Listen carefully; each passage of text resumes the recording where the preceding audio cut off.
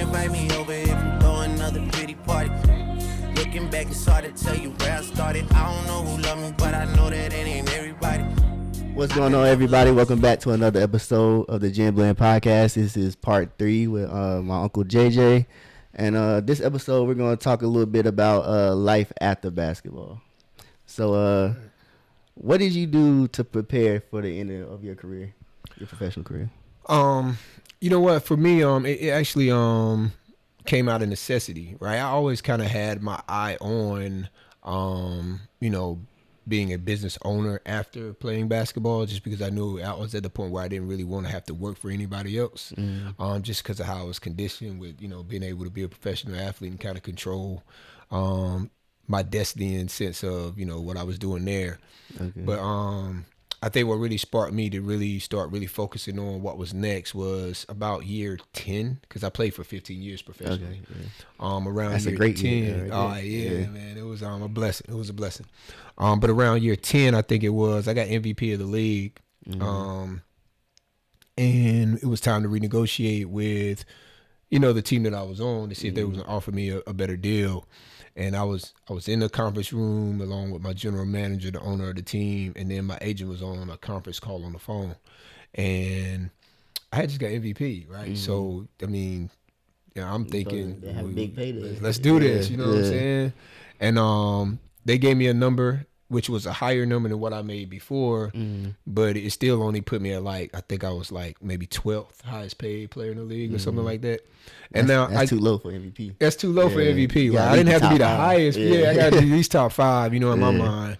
And I was just kind of really discouraged, obviously, you know what I'm saying? And my agent was like, oh, no, look, JJ, we done. So he told me to get up. I just left, right? But that kind of opened my eyes to all right, look, man, if these owners are always going to be able to put me in a box, right? They're always going to be able to control how much money they're going to give me. So right then and there, man, I kind of started thinking about what was next, okay? And it just so happened that when I came home is when my Grandma Hilda, she had I think it was a heart attack and, a minor stroke or things that kind of hampered her down. And, my aunts needed to figure out how to take care of her at home because she didn't want to go anywhere. And just seeing how that process went, I was just like, man, I think it's a better way to get this stuff done. So I went back overseas and really started to think about that a lot. When I went back to my next season, I signed a bigger contract with another team, by the way. Okay, yeah, it worked out. But yeah, it worked out. It worked out. But I started right then and there kind of researching the industry, trying to figure out exactly what that looked like. And for me, I wanted a business that checked 3 boxes. Number 1, I wanted it to be a business that helped people.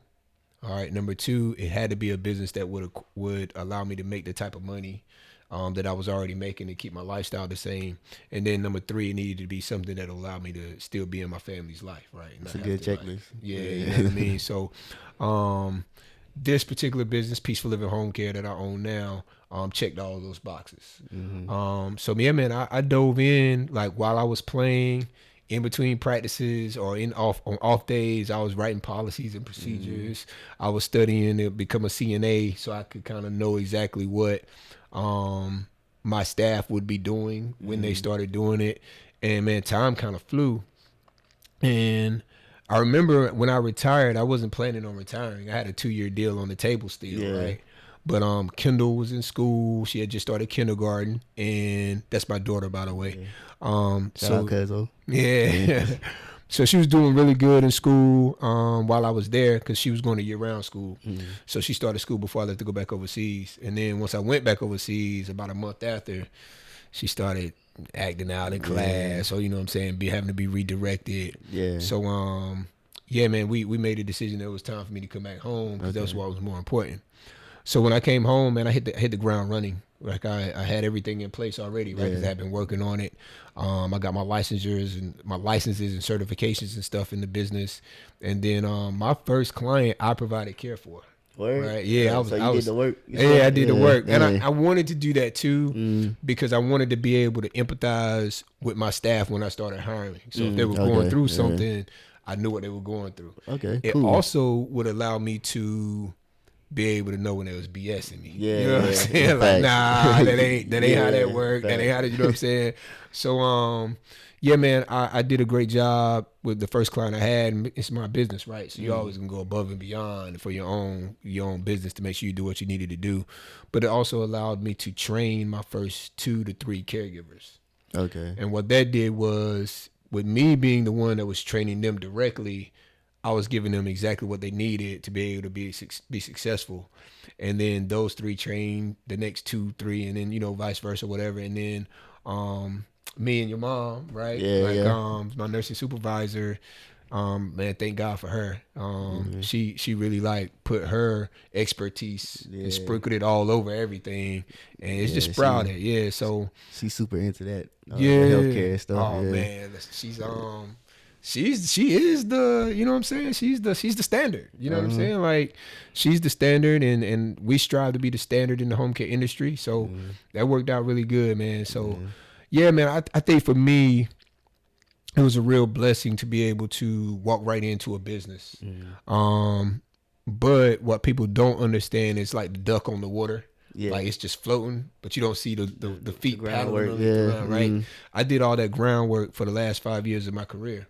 Okay. And that's what made it a success. That's so I didn't know that. That's the reason why you started that with Grandma Hilda or whatever. Yeah, that's a cool story. Yeah. My aunt Betty Reed, God rest her soul. I went home one time, and she actually she was doing home care, and she was just so fed up with the lady that was coming to provide care for Grandma. I was like, what's going on? And talking to her about it, and she was frustrated. And I was like, yeah, nah, this we can do this better than that. You know That's what I mean? what's So up. yeah, that's how it happened. So you got your businesses up and running now. How long have you been running your business? Man, this year makes 10 years, man. Dang, It's gosh, man, it's flown by. You know what I mean? Like, I know when I first started, the statistics said that most businesses fail in the first 5 years.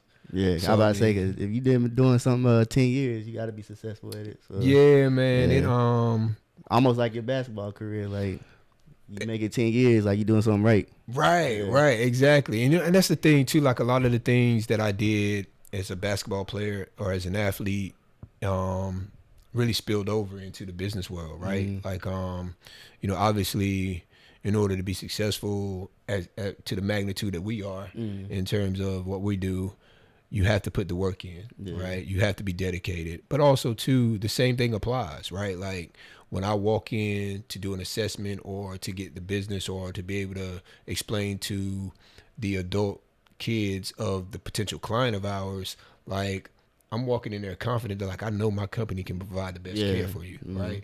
And that exudes out of me when I'm talking to them because I believe it's true. Yeah, so it kind of helps us secure those clients. That's what's up.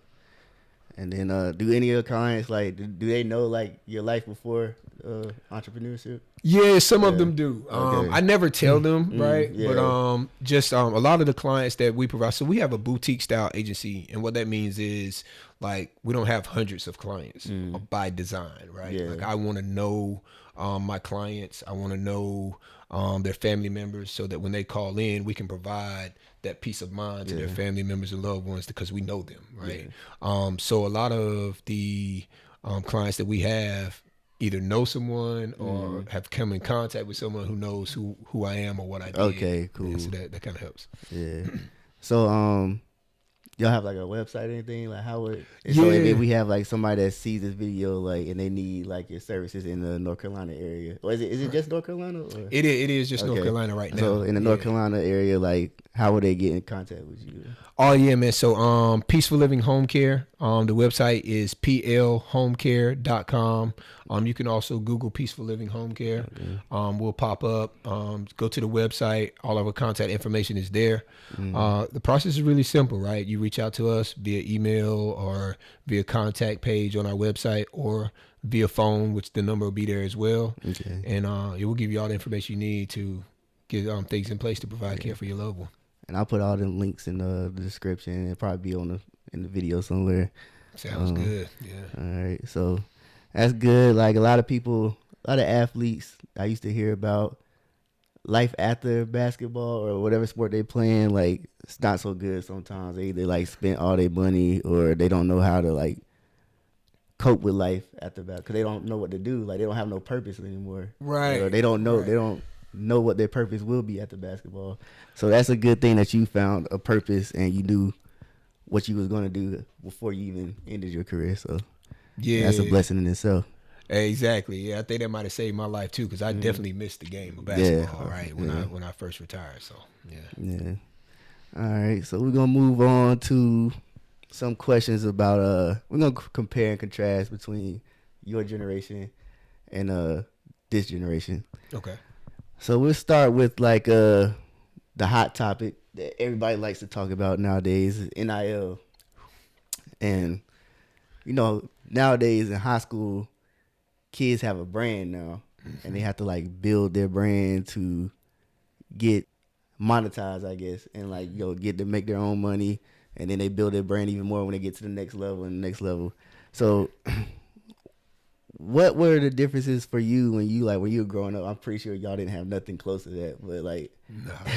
What was your experience with like, was your brand like, I mean, you didn't have a brand, but like you had like a, I mean, I think the brand back then was your character. Okay. You know that's what I was trying to get to. Yeah.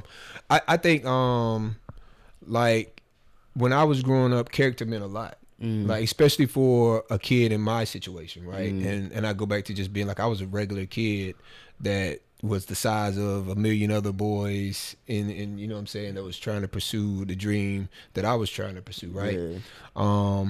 So it came down to having the type of character and integrity that coaches could trust, that programs could trust, right? Like, so I didn't do anything to make things harder. I actually did things to kind of like facilitate my success. Yeah. And what I mean by that is like, you know, I was the kid that you could put in front of other kids and know that I was going to be positive, that I was going to be, you know, somebody they can look up to. Exactly. Yeah. And I think that was big back then when recruitment was coming, when the recruitment was coming into play for me and for every kid, really. Like coaches wanted to recruit players that was going to help build their program, right? That were going to be a positive impact on their program. Yeah. Nobody wanted a player that could potentially destroy the program, right? So for me, I think that's what it was when I was growing up. Okay. Difference now is I think that there's another layer to it in the sense that, you know, you got to be personable. Right, yeah, you got to be a athlete that is not only good on the court or on the field or, you know, whatever you're doing. You also have to, if you want to secure some NIL or you want to secure some money, you got to be the type of kid that a business can put you out and talk about them, right? Marketable, exactly. So you gotta be a likable person for the fan bases and stuff like that, so they can invest more into the school when you're spending your time there or whatever. Exactly. Yeah.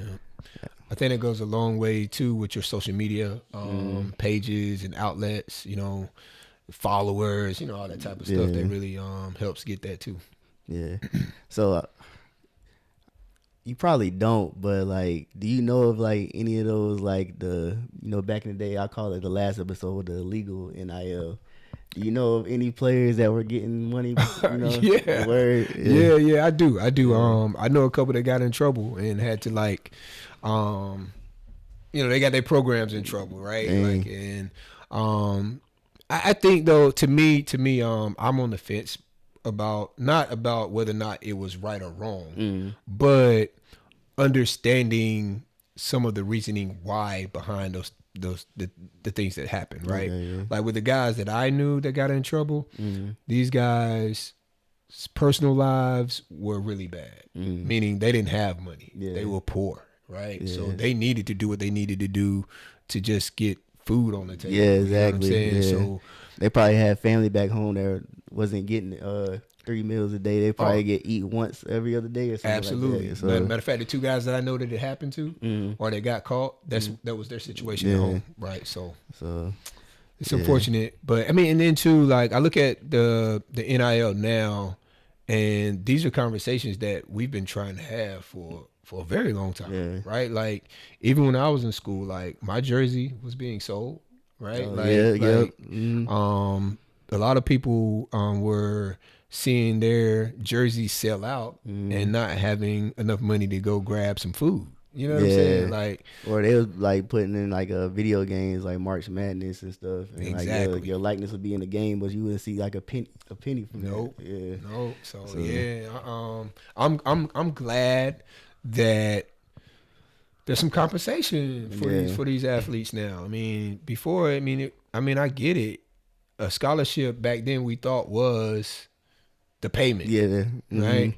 But when you thought think you hit the about lottery with just a scholarship. yeah. But then when you start realizing how much the universities and the NCAA, how much money they're bringing in compared to what a scholarship is worth, Yeah. It's not comparable. it's not comparable. Yeah. A scholarship worth like 50,000. Depending on what school you went to, right? Yeah, they making millions and billions of dollars. Mm-hmm. Yeah, that's crazy. So I was you kind of see like some stories, like some athletes or coaches, like they come out with their stories now that it's legal or whatever, Right. how they getting paid. I think Jeff T was talking about he got like 100 bands Yeah. for the Wake Forest. So I was like, dang, that's crazy. Like some people you would never thought that they was taking money. Right, and they was getting paid the whole time. Right. Yeah. I didn't get any money to go to school. Now they were, I don't even think this is illegal, but there were some alumni that like, hey man, you got food to eat, or you need something, you know what I mean? And like, it was a more so, how can I say, like friend to friend type situation stuff where you get a few dollars that way, but it definitely wasn't nothing like Teague or Dennis Smith Jr. or any of those guys. I'm talking about.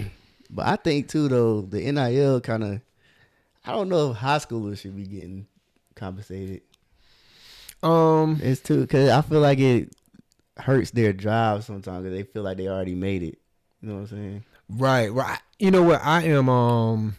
I think more so than getting it or not getting it. I think for me, it's the structure, right? The logistics of it all. Like how are we mandating certain things? Like what type of rules or regulations are in place?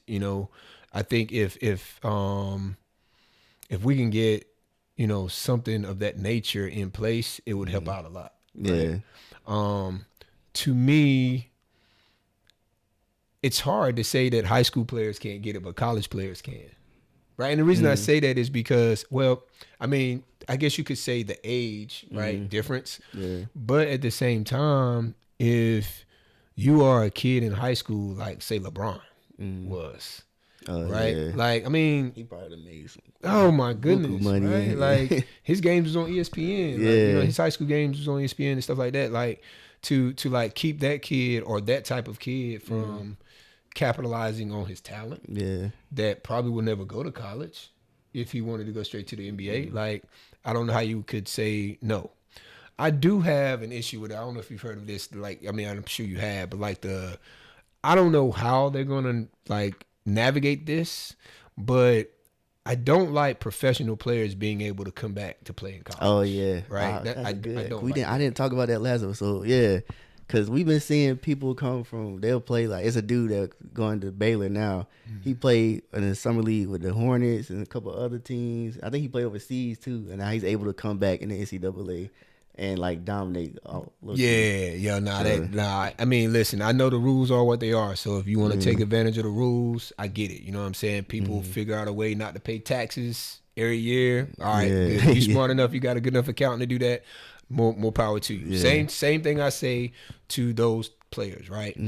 But just in my opinion, nah, man, you shouldn't be able to do that. Cause that's like an unfair advantage. It is, man. If you 28 playing against a 19-year-old or 18-year-old, like 27 playing against a 20-year-old, that's a difference. Yeah, that's but a even grown if you man. got just 1 or 2 years like playing professional, like you got like a whole year to not worry about academics in school and stuff. You just focus on your sport and getting better, and that's a completely another level of advantage. You know what I'm saying? Yeah, and I mean, think about it. You're playing against other pros that are pros. Mm-hmm. So now when you come back to play against amateurs, Yeah. it's gonna be it's gonna be easy, right? Like, you know, so I just I get it. I get that there's ways to do it. But I think that needs to be changed. So I'm an advocate for not allowing that to happen.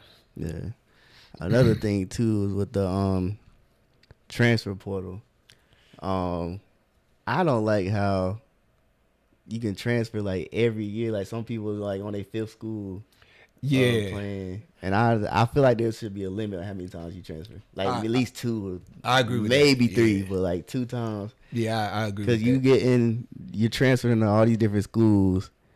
Obviously something's not working out. You might not make it to the next level, right? And you don't even have a degree to show for it, but you've been in school for 4 or 5 years. Exactly. And at the end of the day, like we really should be trying to get your degree, right? You're going to college to get your degree, right? I know that there's ways to turn pro in whatever it is, whether it's, you know, becoming a professional doctor, right? Like you're trying to do that, but you know, on the way to do that is getting a degree.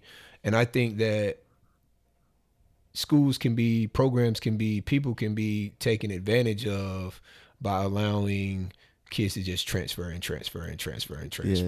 So, and I think once you put the money into play in terms of NIL, I do think there's a certain level of accountability that the players have to have. Right? Yeah. There's a certain level of responsibility now that you get with this money that you're getting.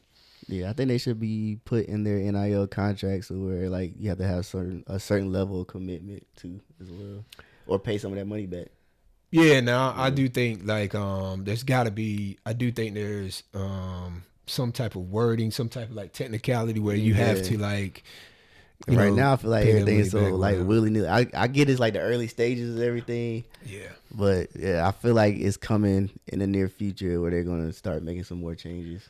Yeah, I think there's got to be and I mean NCAA, it ain't working. Like I think there's gonna have to be some kind of different governing body that takes it and figures out how it is. I do know that it will be figured out though, right? I think there will be some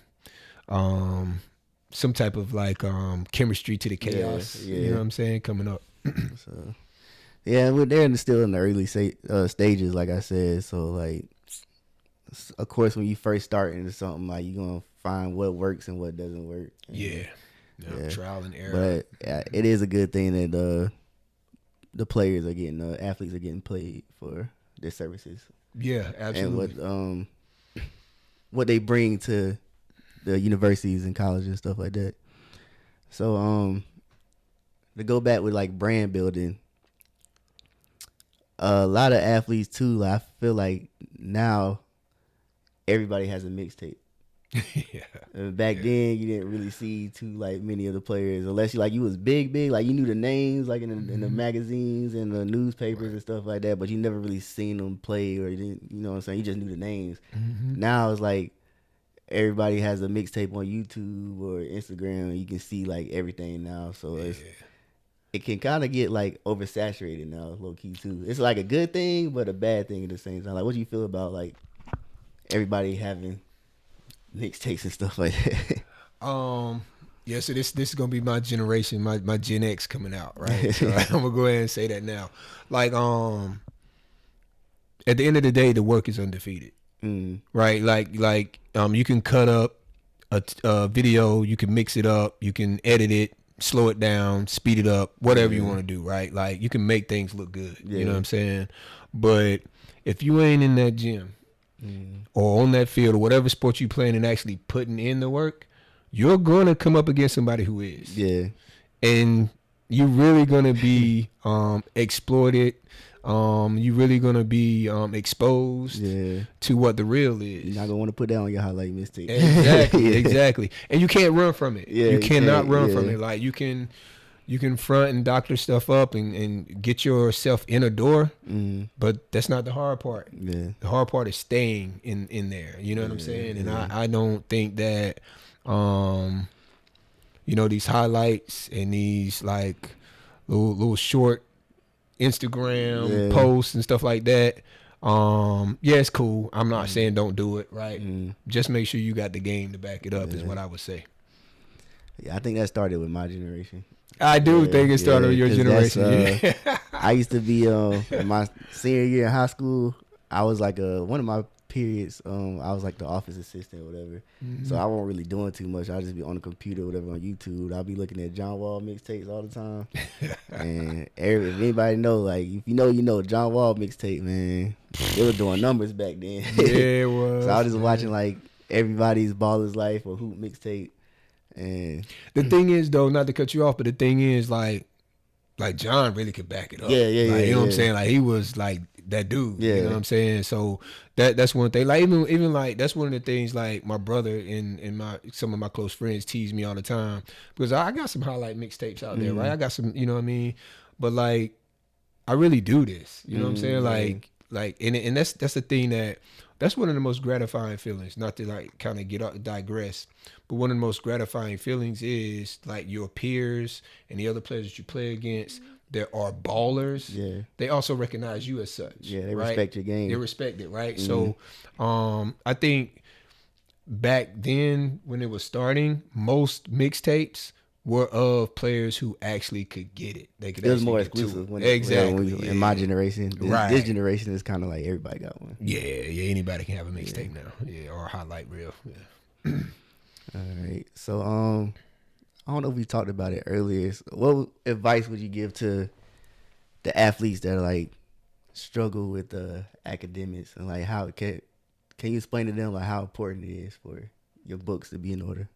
Oh yeah, absolutely. So that was a big focus of mine, right? Like I think I mentioned a little bit. You know, my GPA was high. My SAT scores back then, I don't even know if they really have to do the SATs now. You know, it's kind of changed a little bit. But I think bigger than just what you need to do to qualify to be able to play a sport is actually gaining knowledge and actually, you know, being intentional about learning, right?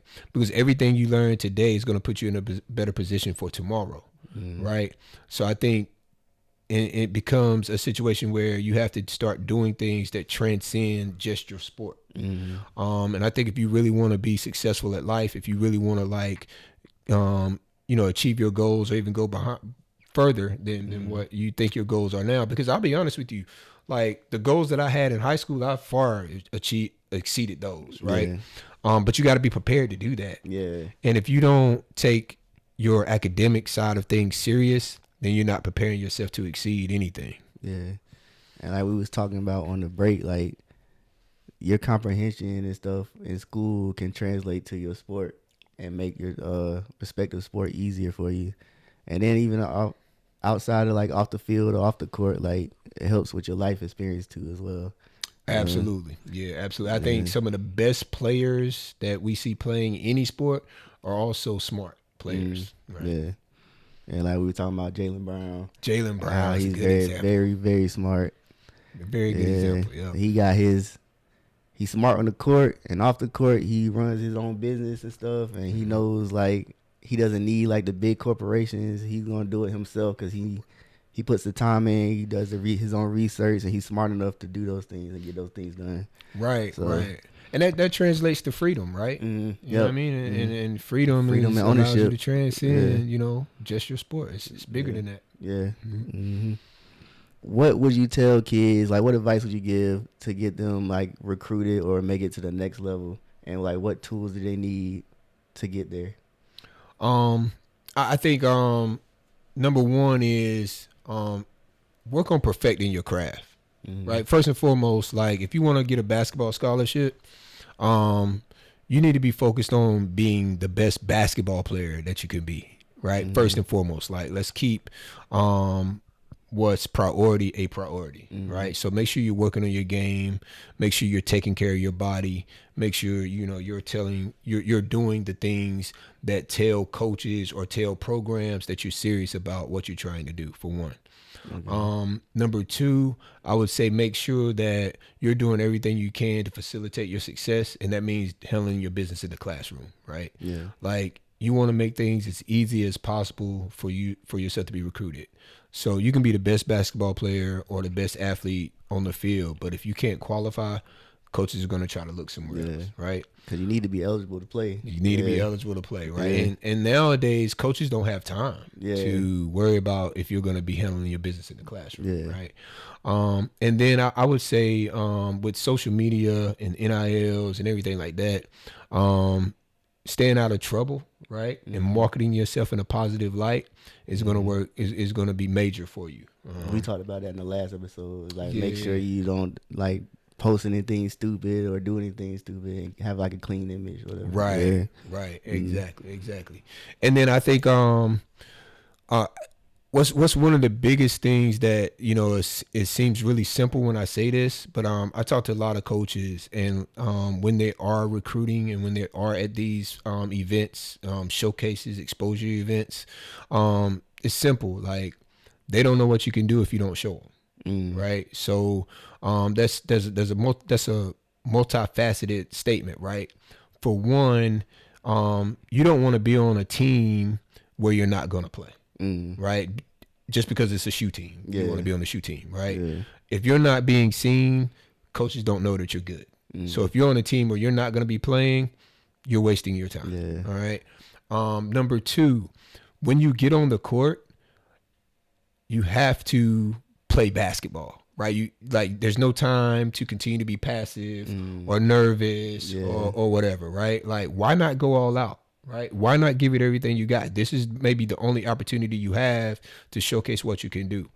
And a lot of times, coaches would rather you make a mistake going after it than to not make any mistakes and not do anything at all. Right? So, like, showcase yourself. Like, show coaches what you want them to see or what they need to see so that they can know that you're a good athlete. And what was that quote that you was telling me about in the break, too? You said... Oh, my quote that I like to use. So I have a saying or a quote where if you work to be the best, you can expect to be the best, and that is applicable to everything, right? Like, when I was working as hard as I could to be the best basketball player I could be, I knew that nobody else was working like me. So when I stepped on the court, I expected to be the best player on the court, no matter who else was on it, right? And it's the same thing that goes with the companies that I run, right? Like, I work at my craft in all the industries that I'm in to be the best at it, so that when I'm trying to get business in any of those lanes, I'm confident because I know that I'm able to be the best at it. Okay. That's cool. Well, I appreciate you coming through, Uncle JJ, man. I enjoyed listening to your stories, and a lot of stuff I did know, but it was a lot of stuff that I didn't know. So, that's what's up. Man, I feel like these 3 parts is gonna be very entertaining in our audience. I hope It'll so. Be one of our best episodes. And like I said, I appreciate you coming through, and we probably have to see you come back for another episode in the future. Sounds good, man. Thanks so much for having me. I'd love to be back anytime. And keep doing what y'all doing. Like, this podcast is great, man. So kudos to y'all. We're trying, man. Trying to get better with each episode, man. I'm kind of I'm missing my co-host, my mama, Nurse Rock. Right. But I'm kind of liking these episodes where we get, like, the guests in and we talk about things or whatever. And we want this podcast to be, like, very, like, educational, fun but educational, so people can, like, take something from it and learn from them. And I think we've been doing that. So absolutely, so, man. Offering some substance, man. So that's good. So as we grow, we're gonna probably get, like, more equipment to where we can get, like, my mama in on these episodes with extra guests and stuff like that. So right. So hopefully in the near future we can get that going. It's coming. It's coming. Yeah, but I think you'll be a repeat guest though. I appreciate that. All right, man. Hope y'all enjoyed these 3 parts. This was part 3 of the episode with Uncle JJ, and y'all just keep coming back for more, man. We're gonna continue to give y'all quality episodes. And don't y'all? I'm sorry to cut you off. Don't y'all normally do, like, a word or something they gotta say? Oh, I ain't been doing that lately. Okay. So let's do a word. What word would you like to do? Let's do basketball. Basketball. Is that cool? Or we could do Aggie fam. Aggie fam. Yeah, Aggie fam. Comment Aggie fam if you watched this whole entire video. If you watched all 3 parts, actually, do Aggie fam. And I'll be looking for y'all to comments. You know, I'll try to like every comment and or reply to it. So yeah, Aggie fan was the word for this video. Let's do it. All right, man. See y'all next time. Peace. Down the middle, wake up in on my knees. Worry sick, I'm sick of worrying. It's just a worry, and I'd rather bury them. I'm talking fake friends and skeletons. Early morning, shoulder rubs, the lawyer sign to celebrate.